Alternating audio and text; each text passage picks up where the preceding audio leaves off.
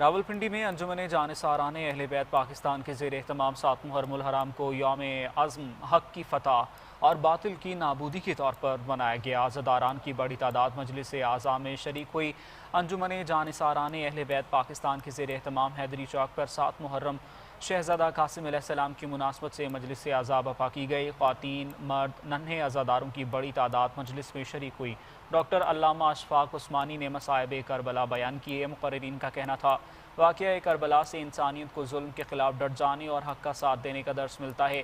شہید آیت اللہ سید علی خامنہئی کی مدبرانہ قیادت نے عالم اسلام میں وحدت، مزاحمت اور خود مختاری کے جذبے کو فروغ دیتے ہوئے مسلمانوں کے حوصلوں کو بلند کیا اور انہیں اپنے حقوق کے تحفظ کا شعور عطا کیا۔ کوئٹہ میں 7ویں محرم الحرام کا مرکزی ماتمی جلوس امام بارگاہ ناصر رضا پہنچ کر اختتام پذیر ہو گیا۔ مرکزی جلوس 7 سے زائد ماتمی دستوں پر مشتمل تھا، جس کی قیادت بلوچستان شیعہ کانفرنس کے قائدین نے کی۔ عبدالغنی کی رپورٹ۔ نواسہ رسول حضرت امام حسین علیہ السلام اور دیگر شہدائے کربلا کی عظیم قربانیوں کی یاد میں 7ویں محرم الحرام کا مرکزی ماتمی جلوس کوئٹہ میں امام بارگاہ کلاں سے برآمد ہوا۔ جلوس کی قیادت بلوچستان شیعہ کانفرنس کے صدر اور دیگر علماء کرام کر رہے تھے۔ ماتمی جلوس کے روٹ کو سیکیورٹی کلیئرنس کے بعد گزشتہ رات ہی سیل کر دیا گیا تھا۔ آج جو ہے ہمارے پاس ٹوٹل جو ماتمی دستے ہیں اباؤٹ 7 to 8 ہیں۔ اس سے زیادہ جو ہوں گے وہ 9th اور 10th محرم پر ہوں گے۔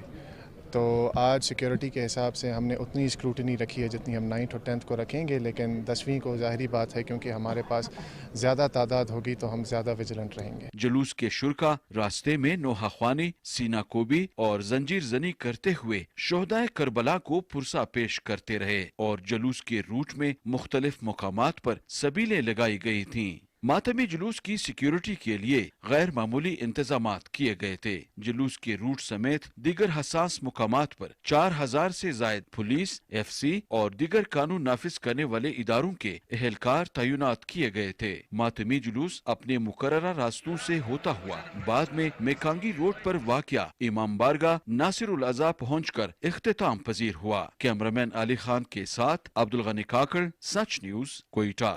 محرم الحرام کے ایام میں ملک بھر کی طرح خیبر پختونخوا میں بھی مجالس اعزاء کا اہتمام۔ عزاداران بڑی تعداد میں شرکت کر رہے ہیں۔ شہدائے کربلا کی قربانیوں کو یاد کیا جا رہا ہے۔ پشاور سے ام کلثوم کی رپورٹ دیکھیے۔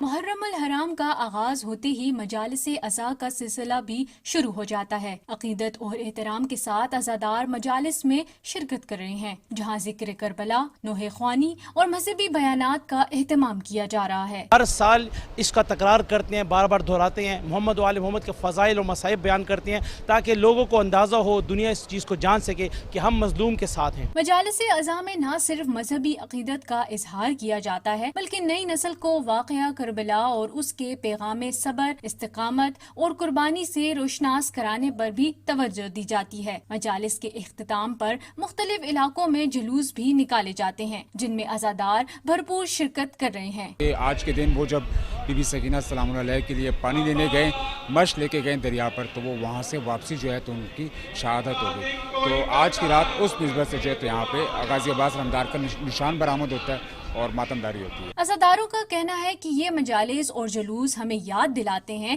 کہ حق کی خاطر سب کچھ قربان کیسے کیا جاتا ہے، اور یہی پیغام حسینی رہتی دنیا تک انسانیت کے لیے مشعل راہ رہے گا۔